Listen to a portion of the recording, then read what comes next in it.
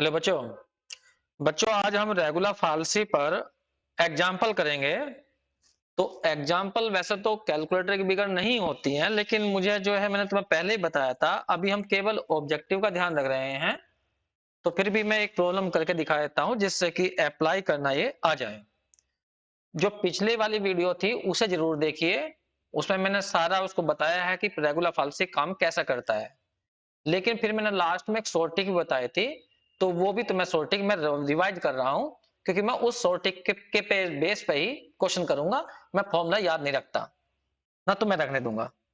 ठीक है, अब मेरी बात ध्यान सुनना। सबसे पहले तुम्हें ये देखना है, एक्स की दो ऐसी वैल्यू निकालनी है जिनके बीच में रूट लाइज कर रहा हो। सपोज करो ए और बी के बीच में रूट लाई कर रहा है। तो ये देखिए एक्स में वो ए और बी में बड़ा कौन सा छोटा कौन सा है। जो छोटा है वो इस साइड में लिखना है, बड़ा वाला इधर लिखना है।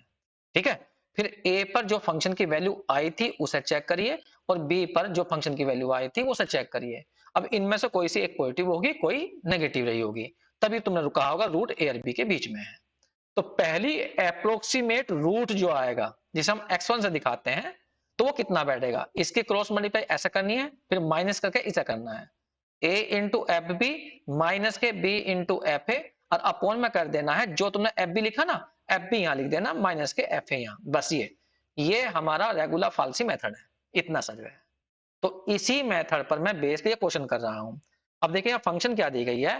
फंक्शन दी गई है ये। तो थोड़ा सा लेफ्ट हैंड साइड को राइट हैंड साइड को लेफ्ट हैंड साइड में ले आइए और उसे एफ एक्स मान लीजिए।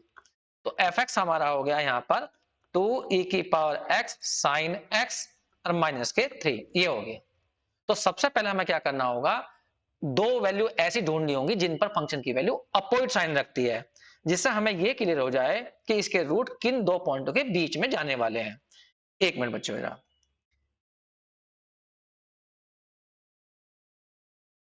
इसे मैं यहां से हटा देता हूं, ये मैंने हटा दिया। चलिए बच्चों, तो सबसे पहले हम यहाँ पे जीरो से स्टार्ट करते हैं नॉर्मल। तो जीरो से स्टार्ट कर लेते हैं। तो सबसे पहले हमने मान लीजिए इसके अंदर जीरो रखा। जीरो रखने पे e⁻0 सभी जानते हैं 1 हो जाएगी, साइन जीरो जीरो हो जाएगा, कुल मिलाकर नेगेटिव आ गया माइनस के 3। तो ये वैल्यू नेगेटिव आ गई। अब हमें तब तक भरते जाना है 1 2 3 जब तक कि इसका साइन चेंज ना हो जाए। पहले हम 1 रख के देखते हैं। 1 जैसे ही हम 1 रखेंगे यहाँ पर, तो देखिए कि कैलकुलेटर तो मैं कैलकुलेटर से करनी है, क्योंकि साइन 1 निकालना पॉसिबल नहीं है हाथ से ऐसा। तो कैलकुलेटर से कैलकुलेट करनी है सब वैल्यू, लेकिन मेरे पास लिखी हुई है इसलिए मैं डायरेक्ट बता देता हूं।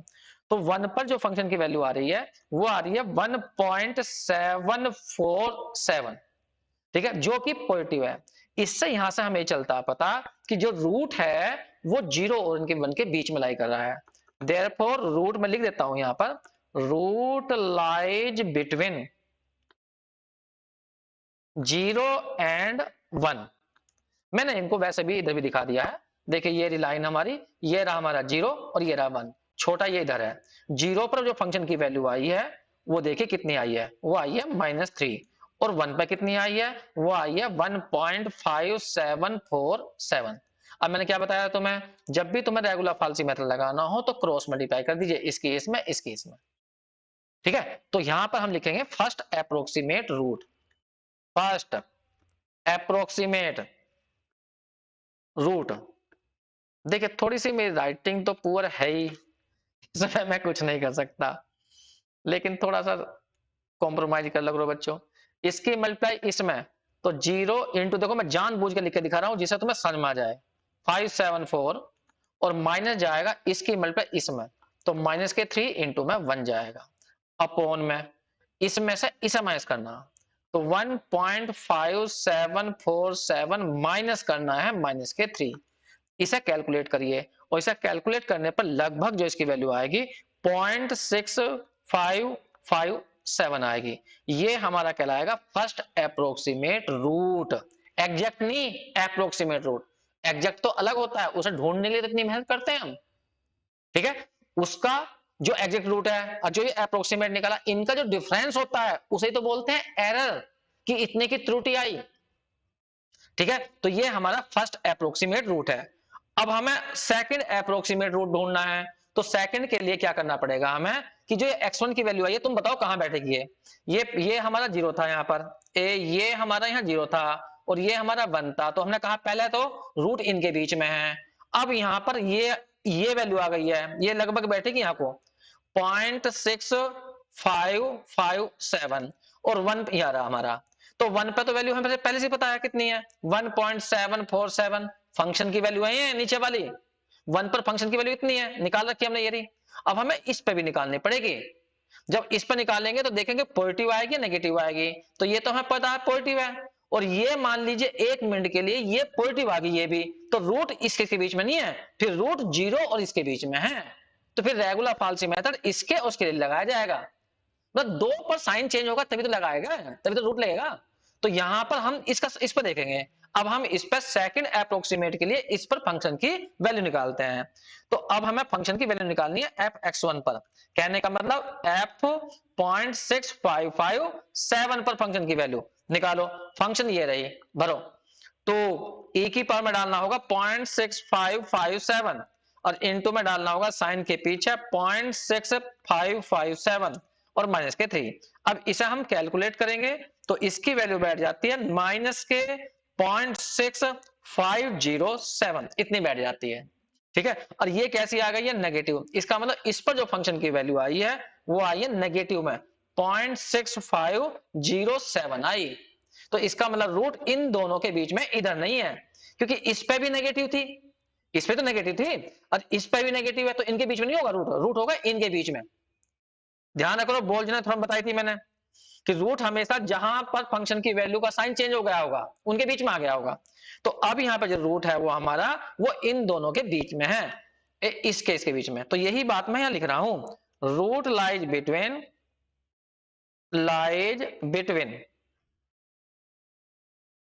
किसके बीच में, 0.6557 एंड 1 के बीच में है।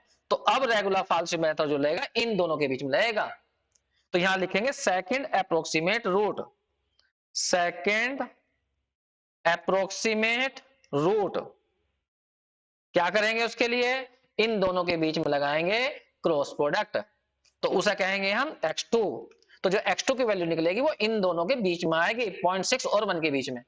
ठीक है, कितनी आएगी वो तो मैं कैलकुलेट करने की पड़ेगी।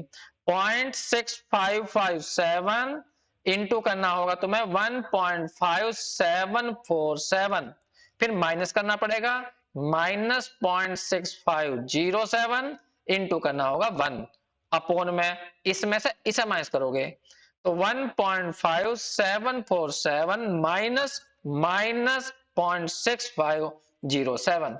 इसे कैलकुलेट करने के बाद इसकी वैल्यू लगभग आती है 0.7563, ये आ गया। तो ये हमारा सेकंड अप्रोक्सीमेट रूट हुआ ये। और ये वाला जो है एग्जैक्ट रूट के ज्यादा नजदीक पहुंच जाएंगे हम, क्योंकि मैंने पहले ही कहा था ये कन्वर्ज करता है ये। तो कन्वर्ज का मतलब है जैसे जैसे आगे बढ़ते जाओगे तुम तो एग्जैक्ट रूट के नजदीक पहुंचते जाओगे, और जब एग्जैक्ट रूट के नजदीक पहुंचते जाएंगे तो वहां पर एरर कम होती जाएगी। तो हम तो ये चाहेंगे ना एरर हो ही ना, तो ऐसे ही फिर निकालेंगे थर्ड। लेकिन थर्ड के लिए तो मैं पहले फंक्शन पे इसकी पे वैल्यू चेक करनी पड़ेगी। फिर सुन लीजिए एक बार, देखिए यहाँ पर हमने पहले चेक करा 0 1 के बीच में रूट था, क्योंकि 0 पर थी नेगेटिव वैल्यू और 1 पर थी हमारी पॉजिटिव वैल्यू, 1 थी ना 1.574 ये थी। फिर हमने इसके बीच में निकाला फर्स्ट अप्रोक्सीमेट रूट, वो आया था हमारा कितना 0.6557। इस पर जो फंक्शन की वैल्यू आई थी वो इतनी आई थी 0.6507। अब x2 जो आएगा वो इससे आगे आएगा ना, ये 0.6 है और ये 0.7 आया, तो ये आया हमारे यहाँ x1 है और ये आया हमारा x2, कितना बैठेगा 0.7563। तो इसका मतलब रूट या तो इधर होगा इन दोनों के बीच में या इन दोनों के बीच में होगा। तो पता क्या चलेगा, x2 पर फंक्शन की वैल्यू निकालिए। अगर x2 पर फंक्शन की वैल्यू पॉजिटिव आई और ये भी पॉजिटिव है इस साइड वाला भी, तो रूट इनके बीच में नहीं, फिर x1 और x2 के बीच में है। तो फिर रेगुलर फाल्सी मेथड जो लगेगा वो x1 और x2 के बीच में लगेगा। लेकिन पहले तुम्हें इस पॉइंट पर फंक्शन की वैल्यू निकालनी क्या देखनी पड़ेगी।